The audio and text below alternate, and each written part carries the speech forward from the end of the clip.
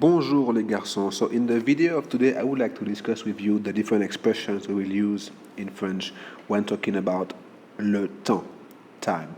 So there are plenty. There are quite a few. We'll take a look at honestly all of them, and hopefully you will be able to better understand because I will also give you examples for each one of them. So when you think about expressing time duration in French, you think about these words.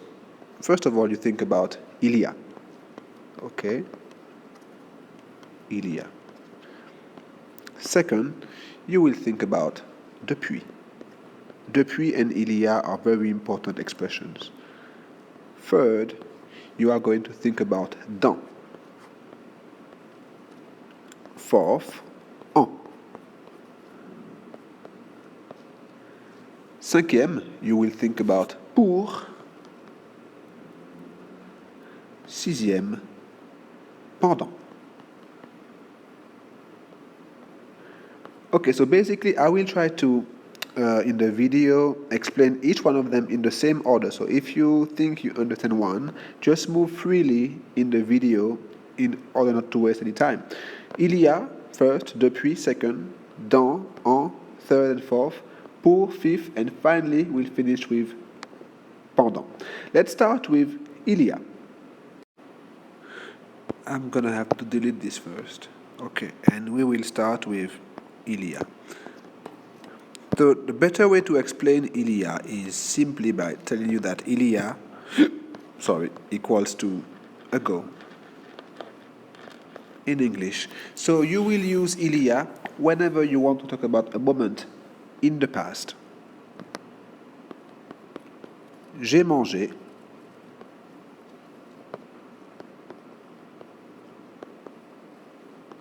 Quinze minutes. J'ai mangé il y a 15 minutes. What does this mean? This simply means that I had dinner or lunch 15 minutes ago. A second one, je suis arrivé. Je suis arrivé il y a 2 jours. So in this case, I was somewhere and I came back. I came back 2 days ago. I arrived 2 days ago. There is something very important that you can take a look, that you can notice is whenever you use il y a, the verb is going to be in the passé composé, right? In the past tense. You will not have il y a with present or future. So this is actually something that a cue that shows you that you need to use il y a. Whenever you want to use ago, il y a in French, you will always have a passé composé. That was for the first one. Let's take a look now at the second one. Depuis.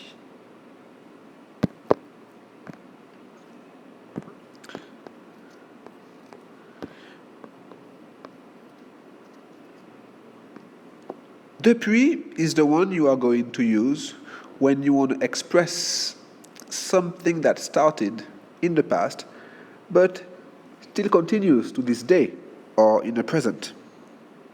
One example, very simple, that concerns all of you, all of you actually. You all study French, right? Vous étudiez le français. So now you are in Form 4, Form 5. So you've been studying French for something between from 4 to 6 years. More if you started in primary school. But in general, at La Salle, it's been 4 or 5 years, right? Donc, let's write 4 ans. Let's write 4 ans. It's easier. If you think about it, you still have a few more years of French ahead of you. So basically, you continue to learn French. This is why you are going to use depuis. Vous étudiez le français depuis 4 ans. So in English, what does this mean? This simply means you've been studying French for 4 years. Okay? You started French 4 years ago, but you continue to learn French. Okay, so in this case, the action continues to this day. Let me show you another example. Je n'ai pas vu. Je n'ai pas vu. I haven't seen. Je n'ai pas vu mon père. And this is true. I haven't seen my father. Je n'ai pas vu mon père depuis un mois. Okay, so last month I was in Paris on holidays. I saw him, but it's been a month now, right? And basically, I haven't seen him since 1 month. To this day, I still haven't seen him again. So basically, I will use depuis. Okay, now let's take a look at our third expression for the tenses. This one is a very easy one. It will go very fast. The third one is dans. Dans is in. You should know this already. So we will use dans when trying to express a moment in the future. So very simple. I will be there. I will come in half an hour. J'arrive dans 30 minutes. That's it. I'm leaving in 2 days. I'm going to France. Je pars dans 2 jours. So as you can see here, nothing very difficult.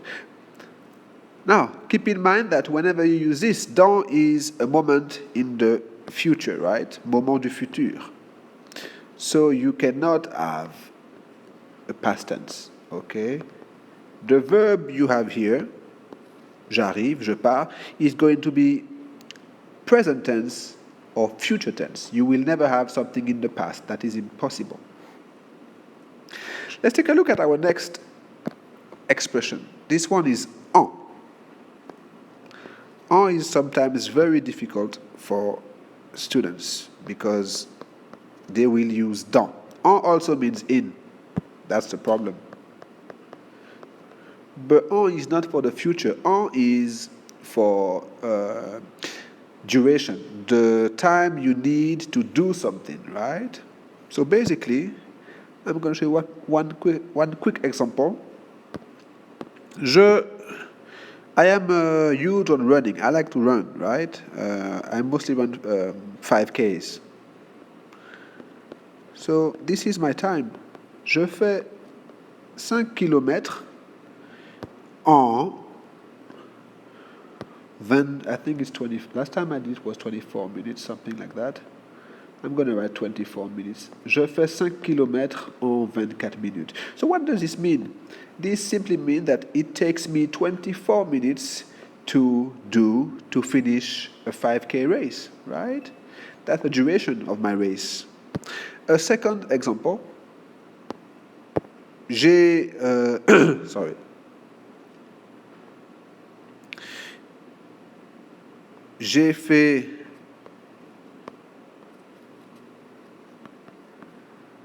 I did my homework. J'ai fait mes devoirs. It took me what? It was so easy, it took me only 3 minutes. Okay?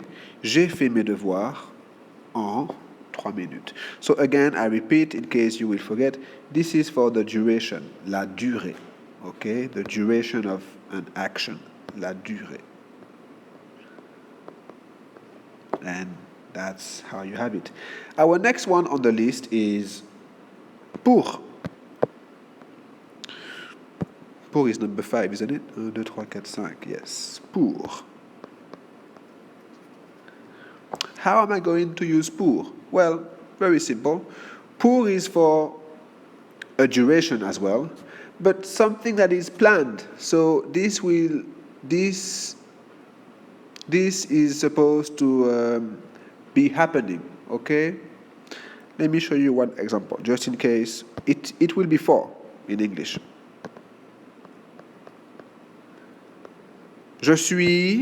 I'm here. Je suis ici. I'm here for 2 days. Je suis ici pour 2 jours. This is your use of pour. Okay? Very often, when I give you homework, what do I say? I'm sure you hear it. Pour la semaine prochaine. That's for next week. Pour la semaine prochaine. Please do exercise number whatever. This is another use of pour, okay? Finally, we will take a look at our last expression, pendant. Pendant. Pendant simply means during.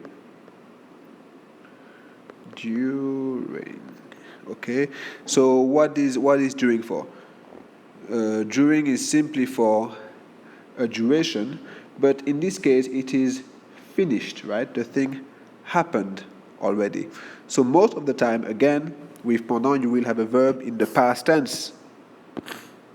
J'ai dormi, I slept, right? So I no longer sleep. I'm up already, right? I'm not sleeping. J'ai dormi pendant. I slept for 4 hours. J'ai dormi pendant 4 heures. As you can see, I can say for 4 hours, I can say during 4 hours, and this is why it is difficult. This is why sometimes some students write j'ai dormi pour 4 heures, but this is wrong. Okay, this is wrong. So you have to say I slept for 4 hours. I'm going to give you another one. J'ai marché, I've walked. I went on a hike. J'ai marché, and I walked for 2 days. It was a crazy hike. Again, j'ai marché pendant 2 jours. Okay? When using pendant, So very often people ask me how to know whether to use pour or pendant, since they both mean for. It's very easy. Whenever I use pendant, as you can see, once again, the verb is in the past tense because pendant is for a duration that is over. Okay? This is how you can differentiate the use of pour and pendant. Pour will be in the future, pendant will be in the past. Okay? So this is it for my explanations about the expressions of time in French. I hope it was clear enough. If you have some questions, please feel free to ask in class. If you think it's still not clear, you can also take a look at the video a second time, a third time, and hopefully you will be able to process it in your heads. Ok, merci les garçons. Au revoir.